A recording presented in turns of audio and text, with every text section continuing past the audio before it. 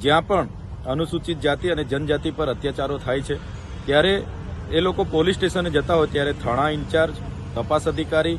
કે જે પણ લોકો હોય છે એ એટ્રોસિટી એક્ટ દાખલ કરવાની જગ્યાએ 151ના જામીનો લેતા હોય છે અને ઘણી વખત એટ્રોસિટી એક્ટના બનાવોમાં પોલીસ સ્ટેશને ટેબલ જામીનો પણ આપી દેતા હોય છે. ઘણા કેસો એવા હોય છે કે જે કેસોના આરોપીને આજ દિન સુધી પકડવામાં પણ નથી આવ્યા. જે તમામ આંકડા સહિતની માહિતી આજે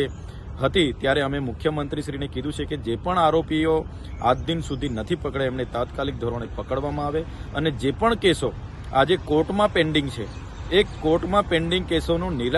નિરાકરણ નિકાલ લાવવા માટેની અમે એક રજૂઆત કરી છે. સાથે સાથે ગુજરાતમાં દલિત અને આદિવાસીઓની જમીનો પર જે ગેરકાયદેસર રીતે બિન આદિવાસી લોકોએ દબાણો કર્યા છે